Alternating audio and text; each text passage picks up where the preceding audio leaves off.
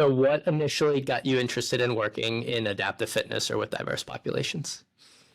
So initially, when I started personal training, I was based at a rehabilitation centre local to myself. I was previously working with professional athletes, primarily bodybuilding, which is my sport background as well, and lifestyle, general population clients. I think my work had obviously at some point become recognised by the physiotherapist team that were on the ground levels. The two levels, there was the gym and we had the physiotherapist as well within the rehab centre, which kind of worked really, really well and correlated really, really well.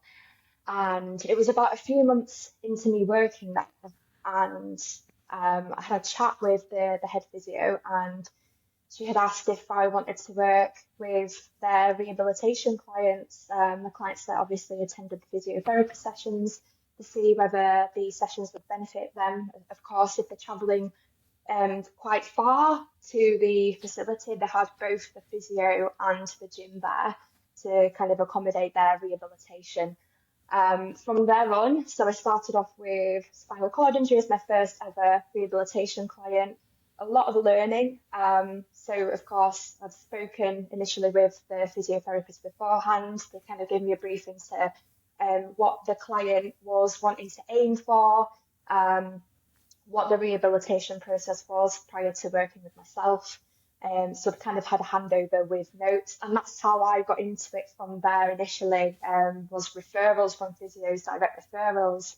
And from there on, I worked with quite a diverse range of rehabilitation cases, and mainly my learning came from practical aspects of working one to one, learning directly from the client, and a conversation I was having with someone earlier. I probably learn more from my clients than they learn from me, um, because we converse a lot. They, speak a lot about variables outside of the gym that we can implement with their programming to help them, not just from a physiological standpoint from performing and doing resistance exercises or cardiovascular.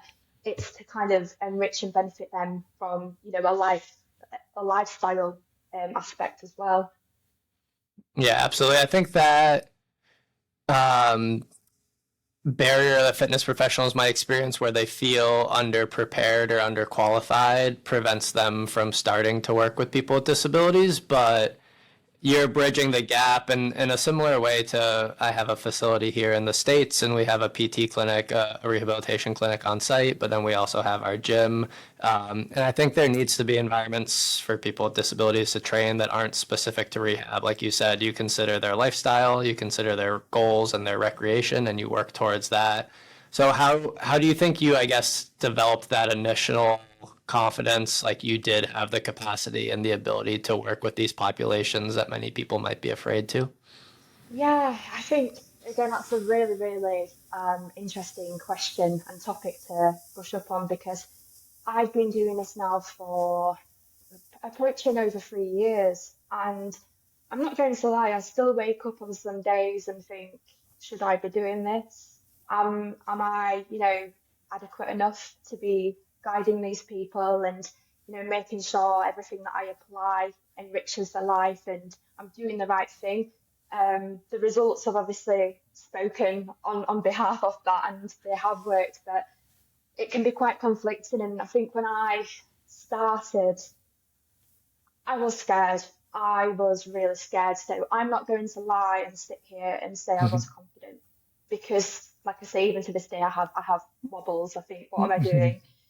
I think if you understand the value, the true value of what your physical exercise, whether it's strength, endurance, balance, mobility, everything can have such a benefit on anybody's life, not just an individual that's, endured an injury or experienced, a life-changing circumstance. It's for everybody. And I think, like I say, once you understand that value, then it's like, well, we all should be doing this. And this has been my kind of frustration, not frustration, but it's been questionable to me personally as to why there's not so much direct referrals for when these cases happen, when someone's, gone through a catastrophic incident, a life-changing circumstance, where somewhere down the line this isn't incorporated, where, there's not a direct referral to a personal trainer. So it's a tricky one because it's such a grey area over in the UK. I don't know what it's like for you guys over in the US. There's a lot of conflicting kind of advice. I've had people actually challenge me and say, you're just a personal trainer, you shouldn't be doing this. And I've had to challenge that back and say, but look at my clients' results. How can you say otherwise that this is not beneficial and of value to them? So it has been a constant challenge, but there's there's so much reward from it. And it's like I wake up on a day-to-day basis knowing, that I've helped all these people, and I've just got to keep pursuing it. Yeah. And that's what I'm doing. That's what I'm doing. Mm. So, Yeah. so what I would say to others is it's normal to be scared, especially in a grey area if you're trying to establish something that isn't so very well known. But deep down, if you can see the value in it, go for it. There's going to be challenges along the way, but keep pushing. Absolutely.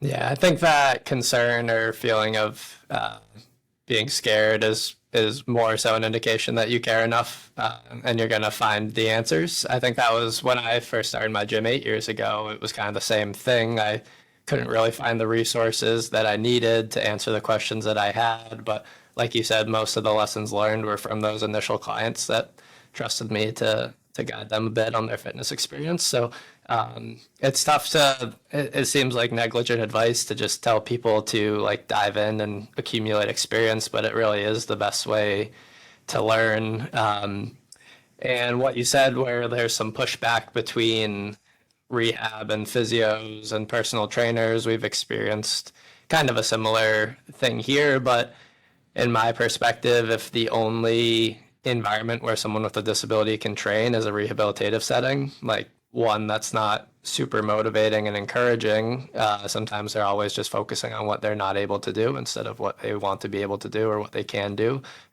So people like yourself need to exist to kind of bridge that gap between recovery and recreation. So that's one of our main goals is just to encourage people to kind of take that leap.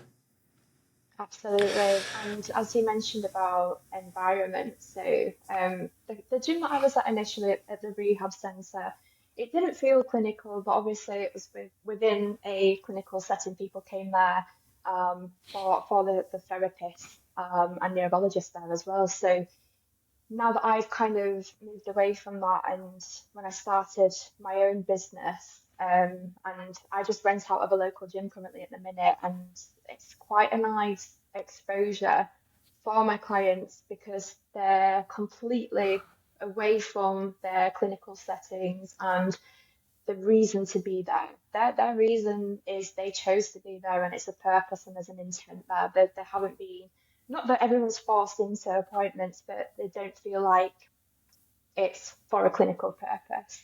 It's more of a choice for them. And I think that's a nice diversity for them to have, that freedom, that choice to just go, right, I'm working on this for me, as Yeah. opposed to I have to do this because someone's told me to. Yeah. And it's good exposure for not only your clients, but also the other members at that facility to see individuals with disabilities coexisting in those spaces and seeing what they're able to do when they have the proper support. I think there's a large stigma associated with disability and whether they belong in various environments, and kind of exposure is probably one of the best ways to kind of rewrite that narrative. What have you learned between training people with and without disabilities in terms of their similarities and differences? I would say, and I think you touched up on this earlier, it's to do with attitude and not going into a session and capitalizing on what you can't do. I think for anybody for that matter, you're going in with a very detrimental mindset. So that's something I really try and shift away from is looking at any individual, seeing where their strengths are at, and being like, right, that's going to be the highlight. That's what we're really going to try and progress forward. But the areas that they're not so good at are certain aspects that someone struggles with. You don't address it in a manner where you go, "Oh, you're struggling with that." It's how you kind of vocalize um, these kind of the weaker areas, and you say to them, this is an area we're going to focus on. This is an importance. You're really good at that, but I'd like you to see you do this, sorry, within, I don't know, a certain amount of time. So you're setting a goal for them. It's almost like a positive reinforcement as opposed to like being negative about it. And again, that all comes down to your vocabulary. And Yeah. that's something I've had to be quite not cautious of, but it's really taught me over time, again, where I've learned from is going in with that positive mentality, that positive reinforcement, and just seeing everything as a scope to move forward, and not seeing a struggle or a barrier and saying, we'll forget about that. That's too much of a struggle for you to overcome. No, you tackle that. You tackle that. And what I've noticed as well with working in different environments is not just the exercises themselves that are adaptive, it's the equipment. You can get a lot of equipment, and again, not to kind of be frightened of it. Try stuff out. Sometimes we can use certain machines that aren't supposed to be used in the conventional way. I do it all the time with myself. Mm. I'm a bit of a guinea pig. I'll come up with a really weird idea, but like, I've not tried that before. So before my client's going to go on it, I'm going to do it. And if I get stuck in the machine, then it's on me. Mhm. Yeah. And so, I mean, what you mentioned earlier, how you articulate your message and how you communicate with the client is going to be essential, framing things positively and focusing on, because I mean, you have to focus on the weak spots. That's what they're paying you for. That's what their goal is to address those weaknesses. Like anyone, regardless of whether they have a disability or not, it just kind of comes down to how you articulate that and how you frame that message to you're excellent at this, but let's focus on this to get you to that specific goal you have. Maybe could you walk me through the initial session that you might have with a new client, like how you gather information about them, what you know beforehand, or whether it's all just kind of through communication during that first encounter? Yeah, so usually if I have a new client starting with myself, it'd usually be so some of them are self-referred, they'll come directly to me and we'll have a chat beforehand, whether it's over the phone or in person or during the session. If they're not someone that's come directly to me and they've been referred by usually a physiotherapist or mainly case managers, sometimes solicitors, so they're usually referred by another kind of specialist within the local area or the region. And usually I'd get what's called like a handover on report, so something that's quite in depth as to the incident, whether it was an accident, whether it's a condition. So whatever kind of information beforehand is handed over to me. Usually there'll be notes such as to what the client wants to achieve, what the potential struggles might be beforehand, just so I've got a heads up.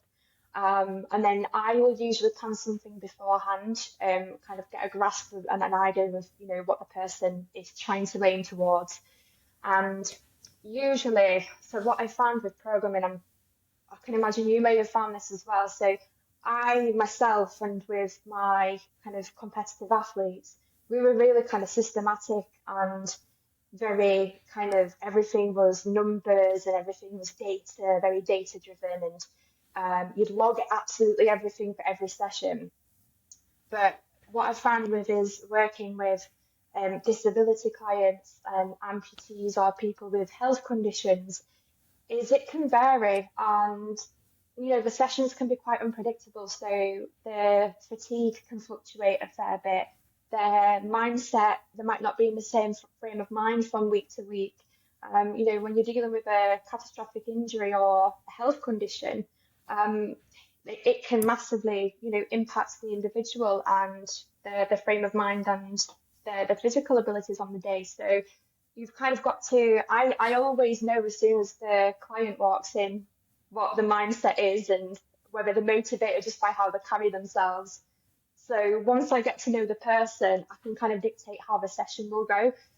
And therefore, it sometimes mean it does mean having to vary up the exercises or taking down the intensity or even bringing it up. They might come in, skipping or buzzing around. I'm like, yeah, I'm ready. And then I'm like, right, okay, this person's having a good day.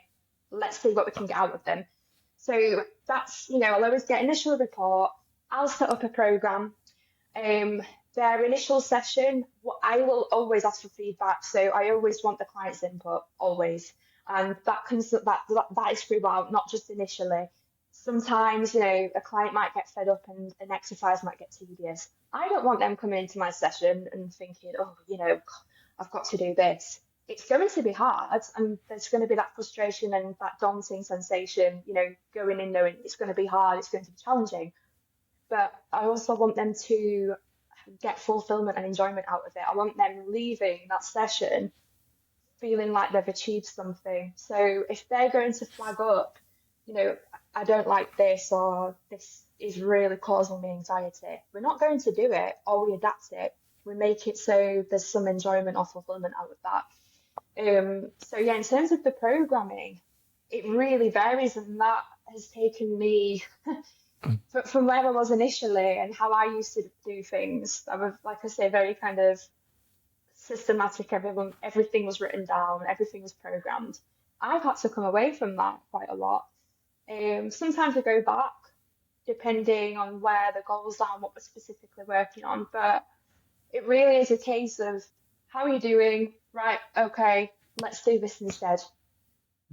Yeah, so assessing readiness, open line of communication with what they're drawn to, what exercises are not eliciting enjoyment. As with any client, I guess you want to make sure that the experience is conducive to getting them to come back, because there's nothing more important than adherence and consistency. At least that's what I've found with whenever I mention to someone that we have a gym for people with disabilities, they often ask what data we have on progress. And I typically say, well, we've had clients that have been training with us consistently every week for the last 7 or 8 years. And I think that's the best data that you can gather, more so Yeah, than whether we've increased their squat by 20 pounds or 30 pounds. It's like you can assume that those secondary health conditions that we're addressing through consistent exercise are going to pay the largest dividends. But absolutely. And I think as well, you don't want to go down the route of it feeling like you're ticking boxes so much, yeah. because again, that isn't person dependent then. You're almost following a routine and it doesn't feel personalized to that individual. Yeah, not certainly not to say that people with disabilities shouldn't have goals and shouldn't be pushed and challenged, but it's just yeah, like you mentioned, accounting for readiness, accounting for where their attention is on a given day, where their fatigue is on a given day. All those variables are just a little more heightened when working with diverse populations. But you mentioned that you work with a lot of amputees, and I know obviously not all amputations are similar. But what have you learned from working with that population? So with amputees specifically, um, it's so I've noticed, so of course you're working with someone that has of course lost a limb, and that can really kind of interfere with, so there's a lot of like kind of connections with the brain and the neuro pathways. So a lot of clients specifically, they can struggle with what's called phantom limb pain, where the limb of course isn't there, but they'll sometimes get sensations. Or what I've found as well is this kind of the concept of where they think their sense of balance is, where it's completely off. It's trying to get them used to weight distribution, balance, trying to get used to the prosthetic as well. Whereas you might not find that so much with someone with an injury because they have that limb there. So if you say to them, you need to shift your weight over to the left a bit more, or your stance, you're in a staggered stance at the minute, or you're swinging your leg around as opposed to bringing it through, they'll be a lot more aware of that. There'll be a lot more sensation and connection to that area. So it's finding methods and means of how to kind of learn those movement patterns with a prosthetic limb. and you kind of got to work with more visual references. So there's a lot of things where you can work with like mirrors, mirror therapy. So you're becoming aware of where the prosthetic is positioned during certain movements. And then again, that will become more of a movement memory for the person. And then eventually you remove that reflection, that mirror. And that's helped massively as well, trying to work with reflections or high repetition, especially. So again, they get used to that certain feel as to where the prosthetic is positioned, whether they're wanting to go from seat to standing. And I found it does it for a couple of clients that I've worked with previously and one currently as well. It takes a lot longer, like I say, because they don't have the same kind of responses there and signals that someone would with the limb. It's a lot of patience, and it does work. It's finding as well. It's person dependent. Some people might not get a lot of benefit from the mirrors. They might, say, well, Beth, I'm not going to have a mirror in front of me on a day-to-day basis. Remove the mirror. And it is eventually kind of relying on a lot of external variables and then thinking, right, what's a realistic circumstance? If you're at home, you're not going to have a surface to lift yourself on if you fall over. You're not going to have a mirror or a reflection for you to reference your stance to be able to get up from seated to standing.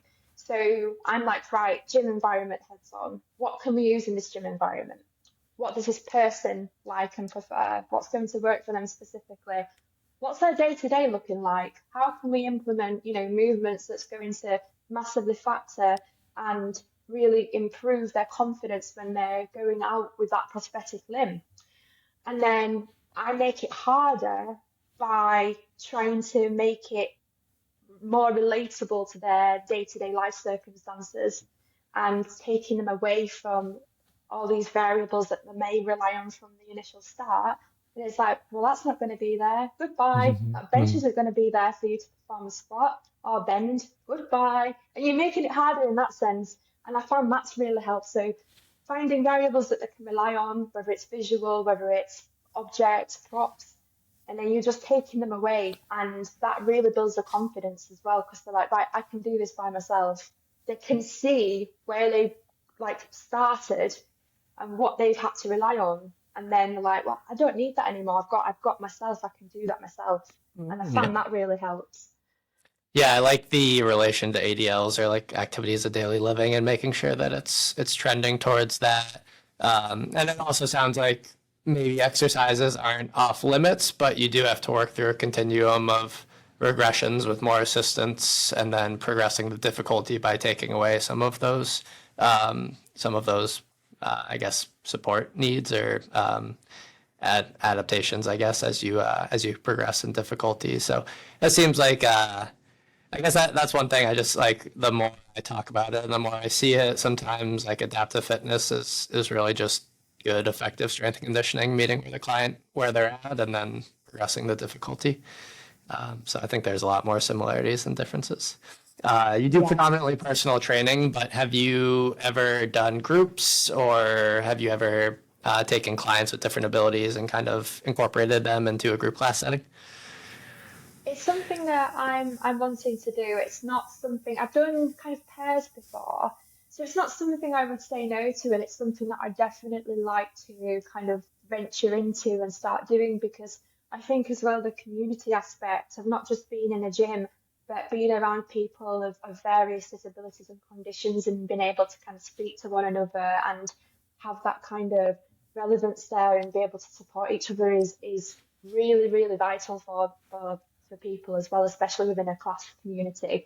Um, it's it's a more of a encouragement and a motivational factor too. So I only myself I've just started getting into group activities. I've always kind of like done stuff by myself and with my Mhm. weight training, kind of leave me alone. This is my time. Mhm. And it's only the past 2 weeks I've started becoming involved in more conditioning and group classes, and it's made me really realize myself like this there's so much enjoyment out of this. And again, going back to relating back to my clients and my business, I've been like, I need to incorporate this as well. It'll probably be challenging for me. I think I'd have that kind of mindset of kind of look after so many people at once. That's probably been the main variable that's held me back, is that kind of self-doubt. And I think once I've come away from that, I think deep down I know I can. I Mm. know I can. Mm. But it's definitely something I'd like to step into in the future for sure. Mm. Yeah, absolutely. Was there any like personal or professional experience, I guess, that really sticks out and that motivated you to kind of work with this population? I would say the determination of my clients and them. I think when you've gone through something life-changing or a serious event, I, I don't want to say they've got more appreciation for what the bodies can do, but they don't take it for granted either. They really cherish, making these little improvements over time, and they're a lot more vigilant and they're a lot more appreciative. And I think as well, it's learning for for me, and vice versa. So we're both learning in the journey, and it's I've found it's changed my outlook on training in general. Um, just how I view exercise. It's not just, to get from A to B or to look a certain way or to be as strong as possible. It's it really is, not to sound really corny, but it is very person dependent, and it it transfers into other aspects of your life. So it's not just a gym session. It completely changes your confidence. It improves your confidence. It improves your independence, your ability to do so much more, and have that motivation to try new things, knowing that what you can do in a gym environment, it kind of makes you think, well, what can I do in other aspects of my life? Could I try this other activity? Could I go to this social event? Could I travel here? So I get a lot of feedback from my clients where they'll have a week away and they'll come back and say, oh, Beth, I've tried this, and they share it all with me. I've tried that. I've been brave enough to participate in this, and I had this idea. And I've seen that more and more as time has gone on. I've had clients that have been with me literally since I've started to this present day.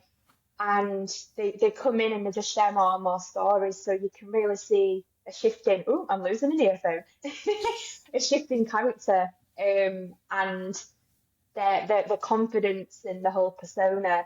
It's not just what can you physically do, it's who are you as a person and what are you capable of and what can you achieve and what is your potential. Yeah, definitely rewarding. Definitely changes your outlook on exercise as a whole. And I think fitness professionals can get so caught up in the minutia of what squat variation is the most effective or what rep scheme is the most effective. And then when you work with these populations, you just see that there's so much more to exercise and to fitness than setting PRs and like you mentioned, looking a certain way. Can you think of any low-hanging fruit that either gyms or personal trainers could address to make their services more accessible? Or what do you think the fitness industry, maybe as a whole, could do to become more accessible and inclusive? I think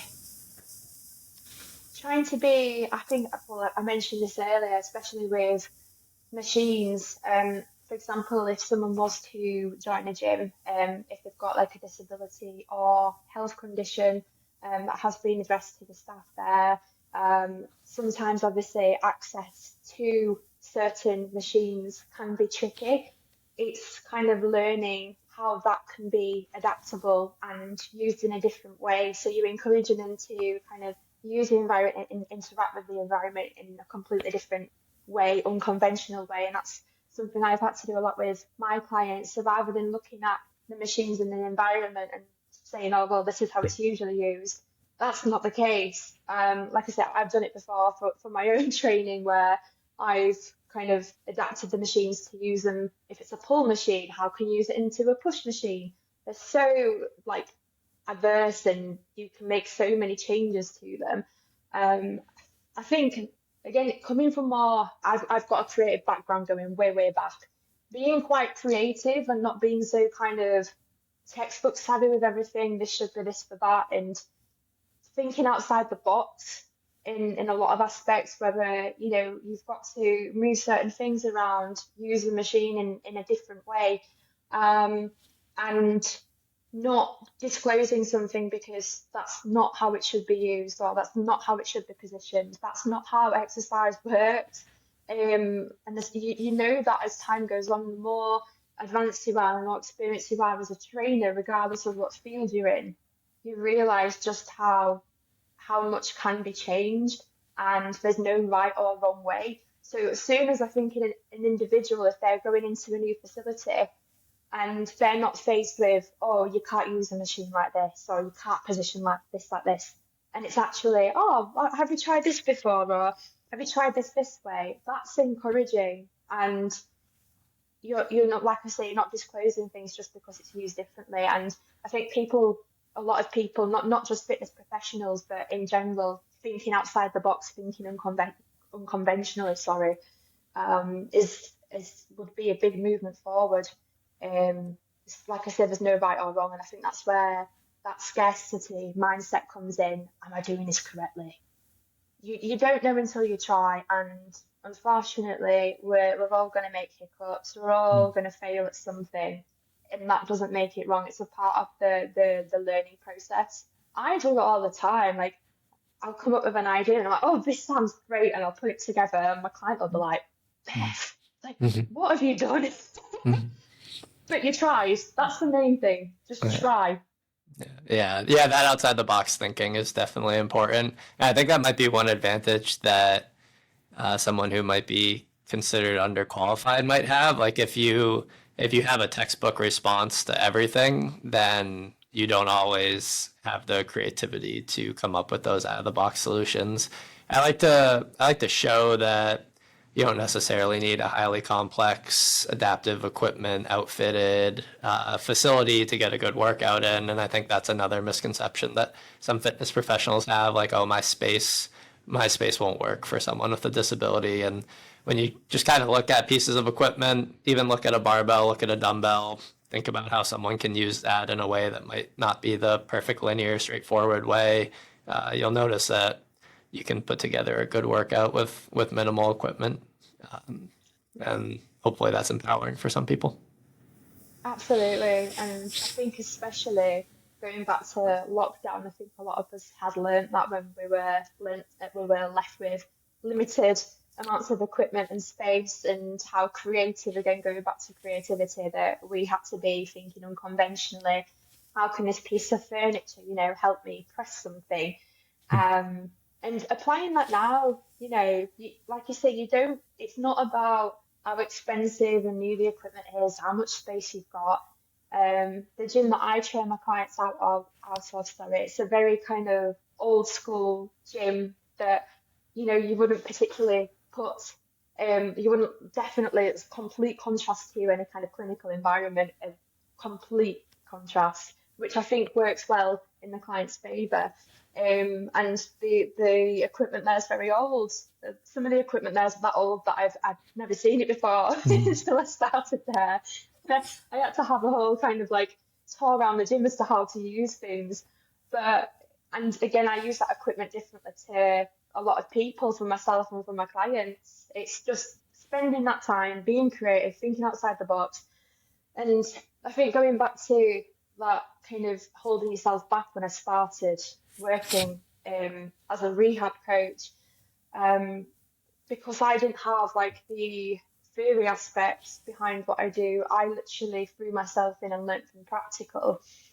I think I held myself back in a lot of ways because I was like, well, I don't have the theory behind it initially. I've done a lot of research myself now and studying. Um, but that's kind of worked in my favour because I haven't followed a specific structure. I've just gone with, one-to-one practical aspects, learnt from the client, they've learnt from me. So it's been, yeah, a different way of approaching it, but No, but it's yeah, worked. I think it's very similar to kind of how I got into it too, because I came from an education background, a special ed background, and then wanted to get involved in fitness, and so that like underqualified start really led me to seek out as many answers as I could find. Whereas if I had just gone to university, gotten this degree, thought I had all the answers, I might not have like sought out all that additional information. So I think the commitment to lifelong learning and being open to new ideas is definitely an advantage. You mentioned kind of training in a facility that doesn't look like it would be an inclusive or adaptive fitness space. How have you marketed your program, or how do you intend on growing your program in a space that might look unconventional? I think you've got me on LinkedIn as well. So I try and upload a lot of videos as to how I may have adapted a certain machine, or I've come up with like some kind of hybrid exercise. So I think in terms of like how I kind of showcase what I do, it's always about, again, being able to apply certain things and trying to think unconventionally and trying to, I don't know, come up with a scenario, a different scenario, a different approach for something rather than looking at it and seeing it as a problem. I think again that goes down to someone's mindset. Someone admittedly might come into the gym and be like, "What are you doing here?" But I don't see it as that. It's an environment that's quiet for a start, so we get a lot of access to the gym. There's not much interruptions, there's not people shouting, no disruption. I don't like shouting over music as well, so there's no kind of lots of sensory kind of noises and stuff going off and too much stimulus. That bothers me. It triggers a lot of my clients. So when I moved environments, there was a lot of consideration, sorry, to take into place, not just for my client, but for me. You know, I know what kind of environments I work best in and how I'm going to give my undivided attention to each client and not have my head boggled with people shouting over me and classes of weights. And I can get quite like triggered by sensory stuff, like especially noises. And I don't want my clients seeing that either. It happened quite a lot with the facility I was at before, and it could be quite busy, and I used to get quite panicked. So I think it's like, especially if someone's like you and I wanting to start a business with rehab, and you're trying to consider environments, consider yourself as well. Like, I know that sounds really selfish, but you need to show up really focused, and you've got to consider, you know, what kind of environment can you work in where you're going to be really sharp, really focused, really attentive. I don't want my energy and my focus diverting opposite sides of the room trying to figure out what that person's doing in the corners, rustling around. My focus is on my client, and they feel that. If my eyes go off the client, they're going to be like, "Excuse me, I'm doing this lunge here, and you're looking over my shoulder." So environment's a massive, massive contributor as well, definitely. Yeah, not just for the clients, but also for the trainer, like you mentioned. So making sure that your coaching style, I guess, is aligned with what the client wants as well. Kind of similarly over at our facility here, none of our staff are really the boisterous, like motivating type, yelling type. We're all kind of a little more on the empathetic and quiet side of things. So maybe that's not everyone's preferred source, but it Yeah. works. It works pretty well for a lot of the clients that we serve and the ones that we try to attract, at least. Yeah, Um, and no, go sorry, ahead. carry on. No, no, no. I think it's going back to like your atmosphere as well. So if like myself, I'm not loud, I don't shout, I don't like shouting. So if you're in an environment like a big kind of mainstream gym, and there's classes going on in the background and there's loud music and it's blurting, it can, like I say, it can be quite unnerving for your client if they're not used to a lot of noise, and that can completely disrupt the lesson. I've had clients who have cerebral palsy, and their attention span sometimes. So if someone new walked into the room, they'd immediately be fixated on that person. So again, it was like environment's going to be quiet, not lots of distractions, not loads of new faces. So they've got a lot of familiarity and a lot of challenge as well. Yeah. Yeah. And it's like, I mean, we talked about trying to create a group environment where people with and without disabilities or different types of disabilities could coexist. But I think the environment's not going to be perfect for everyone, I guess. So while some clients might thrive in a more bustling, like active environment, like you mentioned. Others might need that individualized attention and that kind of quieter environment. So I guess just making sure that you're not forcing one type on everyone, but you're figuring out where they can be most successful. Absolutely. What is the landscape of like inclusion and adaptive fitness like in the UK? I wonder how it differs from the States. I wouldn't be sure how it differs from the States exactly. Um, inclusion, do you mean Is what you do common or for me in particular, no. It really isn't. And I think going back to what we were speaking about, if someone comes from a personal training background, I think again it's that fear factor of wanting to jump into that field of rehabilitation. Because as I've mentioned before, there are courses and qualifications for sports rehab, and then there's obviously people that have the qualifications like myself as a personal trainer. So I think sometimes people see there's a divide or that they don't have the required qualifications to do so, and that's again the mindset that I was in. But that's all kind of very kind of theory based and more literature. Whereas for myself, when I was kind of, I'm not going to say thrown into it, but when I had that exposure and the practical exposure working face to face, there's different aspects of learning.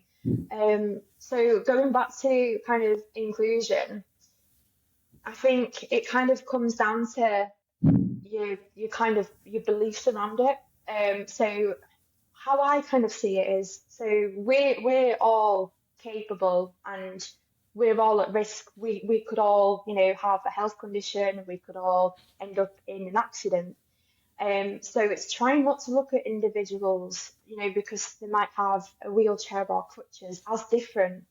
It, it isn't the case, and like I say, we could all be, well, hopefully not, but we could all end up with a disability or an accident. There's nothing preventing that as such.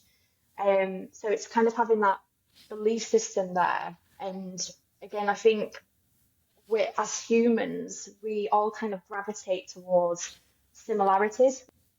So if anyone's got any kind of visual difference, whether it's a different hair color, different gender, we all gravitate towards similarities, and it's kind of breaking away from that. And I think that comes back down to what we're saying is exposure, which I had from the rehabilitation centre. If I hadn't have been there, I'd have probably felt even more nervous or probably never approached going down the rehab route. Um, just again, going back to feeling like I didn't have the skills and the knowledge there to help people. So a lot of it, I think, it is exposure and that belief system. yeah. Yeah, I think these organizations that do expose people without disabilities to those with disabilities are essential. I know it was my first introduction to disability was through Special Olympics, like a sport-based program, and I think encouraging people to get involved in organizations like that and just seeing what they can learn from it. Maybe it won't completely alter their career path like it did for me, but at the very least, it will show people that those with disabilities can accomplish great things when the proper supports are in place. We Yes. can definitely link specific URLs in the show notes. But if people are interested in learning about you or learning from you, where would you recommend that they connect with you or find you? Well, I've got a website now, but primarily I would say LinkedIn is where I'm most active. I've got a really good community of people that I learn from, especially. So, yeah, I can definitely obviously have link the website. It is Yeah, bgcrehabilitation.com.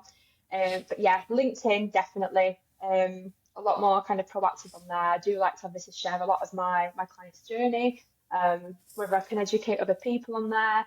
And I use that platform a lot to learn from others, with different specialists, therapists, clinicians. Everyone's yeah, very kind of welcoming in yeah, this industry, which I'm like really, really grateful for, because I thought going into this and when I started my LinkedIn, I don't know whether you found this. I was very, very cautious of like writing things, uploading things in case people were going to absolutely rip me to shreds and like, what are you doing? When it's in writing, it's there then. People can't read it. Yeah. So Yeah. I mean, it's quite daunting. I found you on LinkedIn, so it's definitely a useful platform to share the work that you're doing. So, Yeah, yeah. and again, going back to anyone that to try and kind of encourage anyone that is wanting to kind of embark a similar role, LinkedIn's a fantastic kind of platform to kind of share ideas and get that exposure, but learn from others as well. It took me a really, really long time to really build my confidence on there, and I shied away from it. I've had people for ages saying, Beth, get on LinkedIn.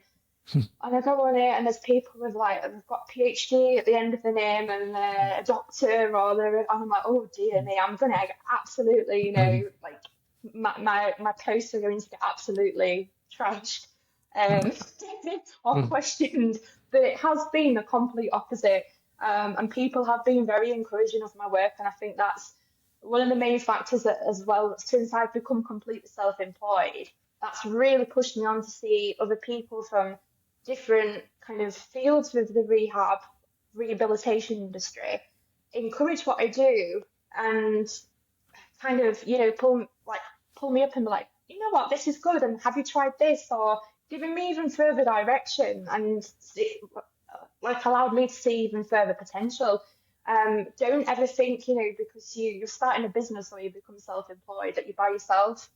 If anything, I've had to reach out to more people, and like yourself, Brendan, with you doing these podcasts and learning from others, I think when you do start by yourself, you will get to a point where you're like, I can't do this alone. I need insight from other people. I need direction. I need someone to guide me. And it is a really, really good like position to be in a sense. Sometimes we feel a bit lost, but when you've got a network there, it's a really good kind of support system to have. Yeah, I mean, it's certainly easy to get caught up in the day to day of what you do and just assume that that's how things have to be done. And it's not until you learn from how other people operate their programs or run their programs. And you can always learn from something, even if it's not necessarily a training modality that you agree with or that you enjoy. There's always pieces that you can pull and apply to your own line of thinking that makes your offerings better. So always eager to learn. That's where like I was having conversations with people like yourself kind of in private, and I was like, oh, this is really useful. I should probably try to share this with other people. So in the same way that you were hesitant to take the jump and start sharing stuff on LinkedIn, the podcast is kind of similar because I'm trying to respond on the fly and think of things as they're said, and then sometimes I listen back and I'm like, maybe I should have articulated that differently, but okay, it exists. It's out there. Like someone can critique it, and fortunately, there hasn't been too much pushback. But I'm sure I've said things in one way and wish I could have articulated them better. But that's the learning process. It's better to be vulnerable and share things than train in private. So Absolutely. And even today for me, this is the first kind of, I never saw myself going on a podcast and going first back to time. like articulating yourself, public speaking, something that I'm really trying to get better at. But like me coming on here today, I was like really, really nervous, but deep down, it's something I've wanted to do. And I think ultimately, we're just trying to help other people. And for anyone, again, going back to wanting to start something or provide a service, you've got to overcome those barriers. Like, I'm probably going to listen back on this now and be like, why did I say that? I stuttered about 10 times. Why did I say that word? I still do it. I probably will until I become even more advanced. It's a Yeah, part of growing. absolutely. Yeah, if you're too confident, it probably means that you're not too open to all the other. I think it's called like the Dunning-Kruger effect, that as you start to learn, you become more aware of everything that you don't know. So there's definitely it never gets easier, but we definitely learn and you get better. But like you said, there's always going to be some degree of nerves and concern. But that's again, it's just because you care about it. You care about how you articulate things, and you care about the people that you serve. So you don't want to do them any disservice or communicate in a way that's offensive. So No, I really enjoyed the conversation. And like I mentioned, the goal is to encourage more fitness professionals to get involved in the space that we're in. And I hope just kind of the transparent and vulnerable conversation that we had, where we kind of share our challenges and our struggles and maybe a similar path to feeling underqualified, but now being able to work with people with disabilities. I think it's been a really rewarding career, and I hope you feel the same way. So. Absolutely. And like I say, it's just overcoming the little hurdles, but we'll get there. We are getting there. Well, Bethany, thanks for joining me today. First podcast. I feel honored. No, thank you for the opportunity. Thank you for listening to the AdaptX podcast. Our effort to amplify the ideas of our guests and create more inclusive and accessible industries is futile unless these episodes reach a larger audience. If you enjoyed our discussion today, please leave us a rating or a review on whichever platform you use. And if you would like to learn more about AdaptX, the course that we teach to health and fitness professionals and the projects that our organization is working on, you can subscribe to our newsletter through our website, www.adaptx.org. Until next Monday.